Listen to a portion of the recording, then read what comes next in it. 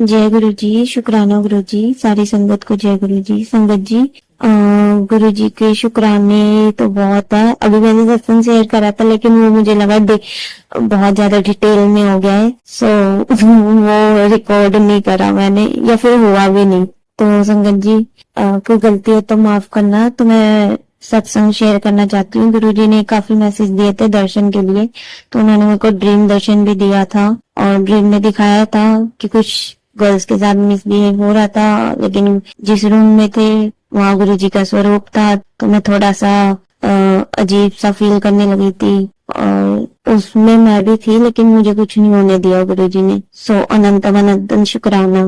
फिर मेरी आंख खुली तो मैं थोड़ा सा गुरु जी से पूछने भी लगी थी कि ऐसे कैसे हो सकता है जहाँ आपका स्वरूप हो, जहाँ आप हो। तो उन्होंने मुझे ब्लेस किया, तो अनंतन शुक्राना उस ड्रीम में मेरे कर्म और कष्ट काटे। सुसंगत जी, उन्होंने दोबारा मेरे को दर्शन के लिए बोला, और वो मैं पहले भी वो मेरे को साधु संत के रूप में दर्शन देके जा चुके हैं। और जिस डेट को बोला था और जो बोला था कि मेरे हाथ की चाय पी के जाएंगे, डिट्टो उन्होंने ही उसी तरह से मेरे को ब्लेस किया।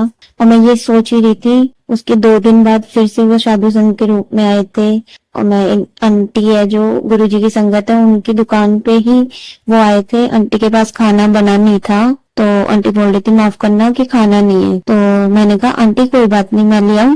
तो उन्होंने बोला हाँ ले आओ। तो संगत जी, मैं गई लेने, भाभी ने रोटी बना रखी थी और मैं उनको दे के आई हूँ। और उन्होंने कहा ये बासी है, तो मैंने कहा नहीं ये बासी नहीं है। और संगत जी सोचो, एक दिन बाद जब मैंने पूछा भाभी से कि भाभी ये रोटी जो आपने बनाई थी वो बासी थी, कह रही हाँ। मैंने कहा तेरी यार, मेरे को तो पता ही नहीं था, और उन्होंने देख के ही बता दी बासी है। लेकिन वो चुपचाप खा गए और वो पूरे पंजाबी में बात कर रहे थे। उन्होंने बोला कि ये थोड़ा सा जो जो बोला उन्होंने वो तो कह रहे थे अगर कुछ साधु संत को किसी को कुछ देते हैं तो दुपट्टा लो, सर पे रखो, फिर दान करो। तो वो सब ये सब पंजाबी में बोल रहे थे, ठेठ पंजाबी। मुझे तो अच्छे से आती भी नहीं है। उन्होंने मेरे से भी पूछी थी तुझे पंजाबी आती है, मैंने कहा नहीं। तो उन्होंने बहुत सारी ब्लेसिंग दी, पूछा तेनू की चाहिदा है, कई बार पूछा। मैं नर्वस हो गई, मैं कुछ बोल नहीं पाई जो मैं बोलना चाहती थी, गुरुजी चाहिए ये वो। तो उन्होंने काफी सारी ब्लेसिंग दी मेरे को, कई बार पूछा। शुक्राना गुरुजी, उनकी आंखों को देख के ही ऐसा लगा कि वो गुरु जी है। बस मैं तो मान चुकी हूँ, वही थे वो। और पूरे पंजाबी में लंबे चौड़े और इतनी स्पीड में चल रहे थे जब वो जा रहे थे, जैसे कि सत्संग में सुना करती थी गुरु जी बहुत स्पीड में चलते थे, जस्ट लाइक दैट, वैसे ही थे। शुक्राना गुरु जी। संगत जी, उन्होंने पूर्णिमा जो गई थी लास्ट, तो मैसेज पढ़ रही थी कि पूर्णिमा में चांद में दर्शन दूंगा। तो संगत जी, जिस दिन वो आए थे साधु संत के रूप में, उसके उसी दिन पूर्णिमा थी। उसी दिन किसी गुरु जी का, जो टोटल पता नहीं मुझे कितने गुरु हैं, लेकिन बहुत सारे गुरु हैं, उनमें से किसी एक का दिन था वो, और उस दिन पूर्णिमा थी। और मैं रात में झाके जाऊं झाके जाऊं झाके जाऊं। मैंने कहा यार चांद में तो दर्शन हुए ही नहीं मेरे को। 2-3 बार मैंने झाक झाक के देखा। लेकिन संगत जी, अगले दिन सुबह उठी, पूजा पाठ किया और दिन में मैं सो गई। और जब मैं सोई हूँ तब मेरे को ड्रीम में आके गुरुजी ने ब्लू कलर के चोलों में दर्शन दिए, जैसे विष्णु भगवान जी बैठते हैं ना, लेटते हैं सॉरी, वैसे ही दर्शन दिए। वो मेरे को देख के दांत दिखा के हंस रहे थे, मेरे को इतने प्यारे दर्शन दिए। और चरणों के बारे में मैंने काफी कुछ सुना हुआ था, तो उन्होंने एक छोटे से बच्चे के चरण होते हैं ना, बिल्कुल उस रूप में सॉफ्ट से वैसे दर्शन दिए। क्योंकि मैं हर बार सोचती थी कि मेरे को चरण छूने हैं, और 2 बार वो आए थे साधु संत के रूप में तो मैं छू नहीं पाई थी। तो उन्होंने वो मेरी तरफ चल के आते हैं और मेरा माथा डायरेक्ट उनके चरणों में, और बहुत ही सॉफ्ट, बहुत ही ज्यादा जैसे छोटे बच्चों के पैर होते हैं ना, क्यूट वैसे थे। और सॉफ्टनेस का तो कोई हिसाब नहीं लगाया जा सकता। तो अनंतम अनंतम शुक्राना गुरु जी, ड्रीम में भी ब्लेस करने के लिए। मेरे को काफी ड्रीम दर्शन दिए गुरु जी ने। मैं नहीं जानती मेरे कितने मारे कर्म रहे हैं पिछले जन्म में, लेकिन मैं बस ये चाहती हूँ मेरे गुनाहों को माफ कर दीजिए गुरु जी। और अभी भी संगत जी, कई बार ऐसा होता है कि आप ये समझिए हर पल गुरु जी की ब्लेसिंग है। शारीरिक तौर पे तो है ही, जो मेंटली, इमोशनली, फाइनेंशियली जो हमारे रिश्ते होते हैं वो सब ब्लेस्ड है, गुरु जी की बदौलत है। पहले मुझे बहुत लगता था, जैसे मैं अभी बोलना तो नहीं चाहती, लेकिन बस बात यह है, अगर आपके साथ कोई है जो सपोज आपके फैमिली में है या फ्रेंड्स में है या कोई भी है जो आपको सच में बहुत अच्छा बहुत अच्छे है आपके साथ, तो इसमें सबसे बड़ी ब्लेसिंग सिर्फ और सिर्फ परमात्मा गुरु जी की है कि वो आज आपके साथ ऐसे हैं।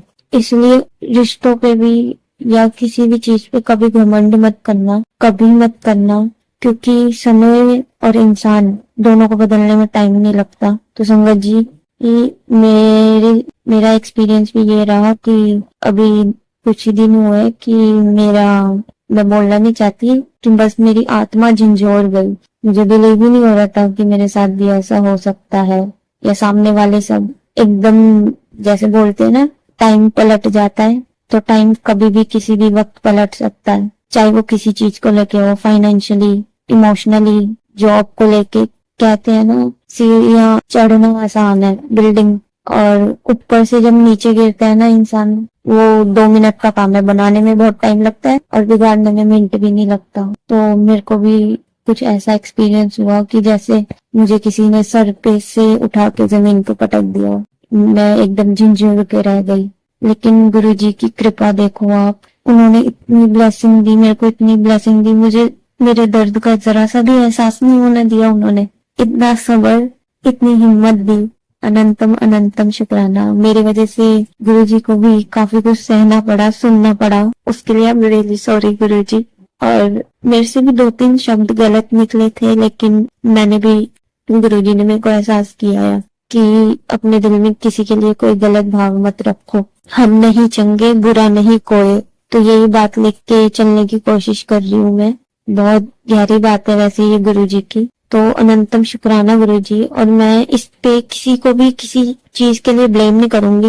ये मेरे ही कर्म होंगे जो गुरुजी ने 0% करके मेरे को दिए हैं। क्योंकि संगत जी, हम तो हिसाब भी नहीं लगा सकते हमने पिछले जन्म में या इसी जन्म में कितने माड़े कर्म करे हैं, कितने बुरे कर्म किए होंगे। तो मैं शुक्राना करती हूँ गुरुजी का कि मेरे कर्म कटवा दिए 0% करके। मैं तो 1% भी नहीं बोलूंगी। मेरे को तो उस वक्त ऐसा एहसास हो रहा था कि गुरुजी ने मेरा सारा दुख अपने ऊपर हर लिया हो। अनंतम शुक्राना। और इस वक्त वो मुझे इतनी हिम्मत और इतना सब्र बख्श रही है। हालांकि ऐसा नहीं है कि मेरे को तकलीफ होती है, गुस्सा भी आता है, लेकिन वो अपनी जगह है। और मैं किसी के सामने नहीं, गुरुजी के सामने ही बड़बड़ करती रहती हूँ मन ही मन में गुरुजी को, क्योंकि मेरे दिमाग में रहता है कि गुरुजी तो सुन रहे हैं। मैं गुरुजी को डायरेक्टली बातें करती रहती हूँ उनसे, लेकिन मन में किसी के लिए कोई गलत भाव और विचार नहीं आने देना, यही कृपा मांगती हूँ गुरुजी से। और यही अरदास है कि सर्वदा भला हो, सर्वदा भला, सबका भला हो, बस कर्म अच्छे रखना गुरुजी। अब बस आप साथ मत छोड़ना। और इसी के साथ मैं सत्संग कंप्लीट करती हूँ। तो शुक्राना Guruji for everything, for every moment. गलती हो गई तो माफ कर देना, सर्वदा भला करना। बहुत बहुत शुक्राना। जय गुरुजी। संगत जी, अभी हमने जो सत्संग सुना वो आंटी जी का था।